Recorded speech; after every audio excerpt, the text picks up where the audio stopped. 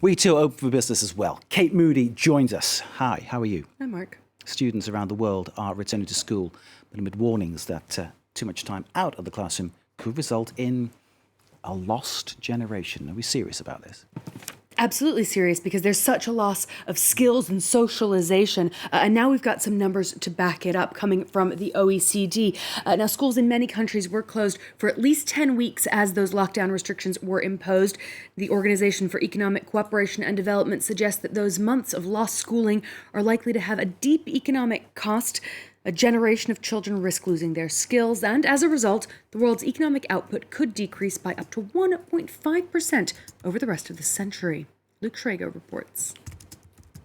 A welcome sight not just for parents, but for the Organisation for Economic Cooperation and Development, which has warned that weeks of missed schooling have underlined the need for educational change. L'enjeu, c'est vraiment de permettre aux élèves qui ont pris du retard avec le confinement de pouvoir se mettre à jour sur les compétences. Donc il faudra sûrement développer de l'aide personnalisée, aller dans la direction d'un travail personnalisé avec les élèves. The OECD believes the loss of skills and reduced capacity to contribute to growth could see the global economy shrink by 1.5% over the decades to come. Traditional educational institutions will need to reinvent themselves as learning goes increasingly online.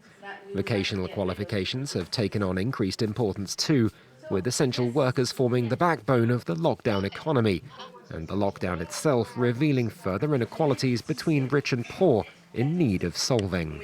Celles-ci vont du haut débit et des ordinateurs nécessaires à l'enseignement en ligne, en passant par les environnements favorables nécessaires pour se concentrer sur l'apprentissage, jusqu'au décalage entre les ressources et les besoins. The OECD says the focus shouldn't just be on improving those areas, but ensuring education budgets don't shrink. It warned of the dangers of pulling funding in an effort to stabilise other areas of the economy, yet further threatening the futures of those who'll see their opportunities stunted when they finally enter the labour market. Let's check in on the day's trading action now. The British pound has continued to tumble amid renewed tensions over Brexit trade talks with the EU.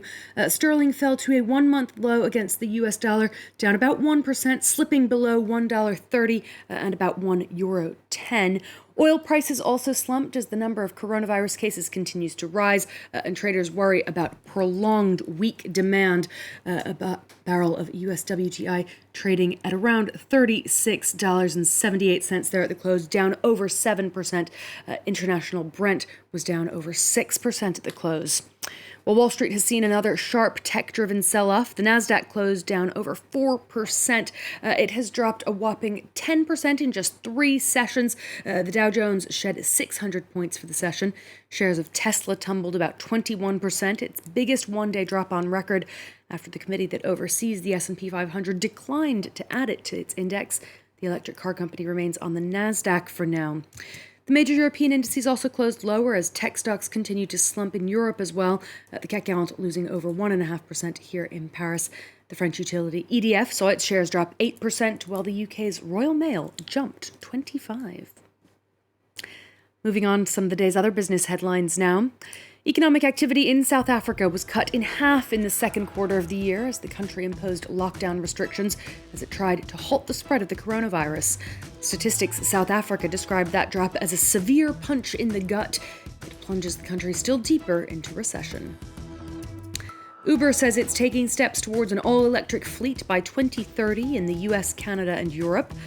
U.S. rival Lyft has already made a similar pledge. The ride-sharing platform says it will spend $800 million to help its drivers speed up that transition, and in Europe it's partnering with Renault-Nissan. And Amazon founder Jeff Bezos has topped Forbes' ranking of the world's richest people for a third year in a row with a fortune of $113 billion. He's followed by Microsoft's Bill Gates. LVMH tycoon Bernard Arnault replaced Warren Buffett in the top 3. And Mark, that listing, a really impressive list of over $3 trillion worth of wealth around the globe. A lot of those people have gotten even richer in the past few months since that list was calculated as the value of their stocks have soared. Indeed, the haves and the have-nots, and the gap appears to be getting bigger and bigger and bigger. Kate, thank you very much indeed.